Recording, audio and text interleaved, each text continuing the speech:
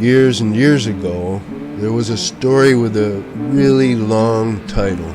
Lake Bonaparte, My Grandfather, and the Treasure of the Rhinoceros Hills. Yeah. It was a family story. I wrote it, and it was my dad's favorite. So after he died, my mom asked me to read it at his memorial service. Then years later, my sister Dee made a recording of Mama Dot reading the story. I was young when I wrote it, and she was 90 when she read it, but it sounds like the story written by a 90-year-old man read by a 30-year-old woman. It's a long story.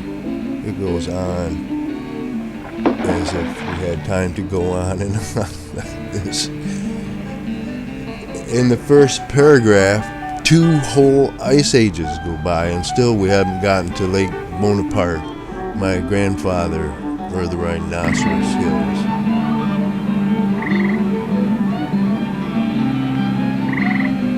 That tape went missing for many years, and then recently I went through some trunks and I found it. I brought it out and I played it, and then I accidentally erased the first part of it up through the first paragraph, which is fine. You should always get rid of the first paragraph. You've got to get to the end of this. But before she started reading, Mama Dot commented that some of the events in this story are true.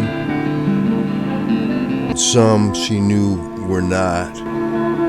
And as for some, she didn't know. And now a lot of more years have gone by, and I'm an old man. And I don't know either, really. And that's just fine. That's all right.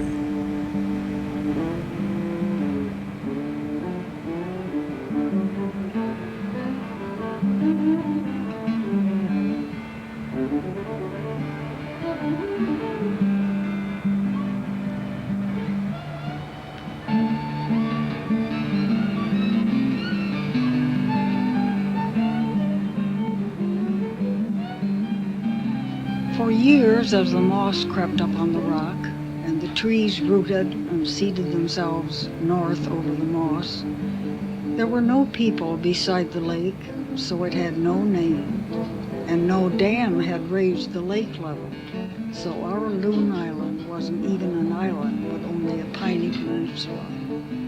The first people to come and live here were called Adirondacks, meaning bark eaters, by the Iroquois.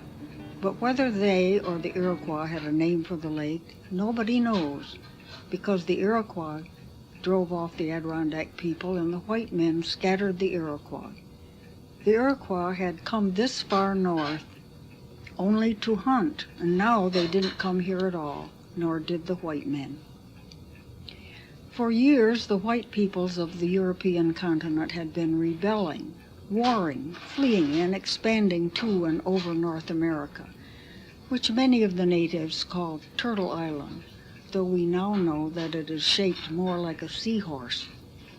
They must have pictured the continent as a moss-backed snapping turtle, with its ridged back as rough as a seahorse.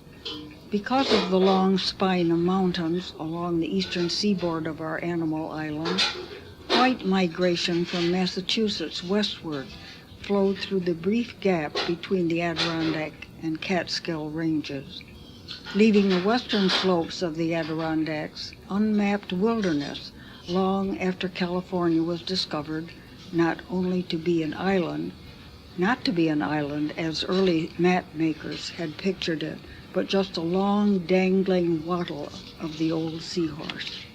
Then in Europe, the overexpanded empire of Napoleon burst, and Napoleon's brother Joseph, who had been allowed to act as Emperor of Spain, was forced to flee to this surging continent.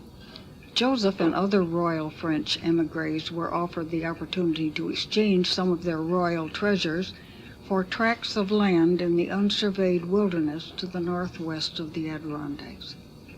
From a blank area on a land agent's map in Connecticut, Joseph selected a ruled section which contained, as he was told, the perfect lake setting for a principality in which all his subjects would be fish or game and all his life a sport.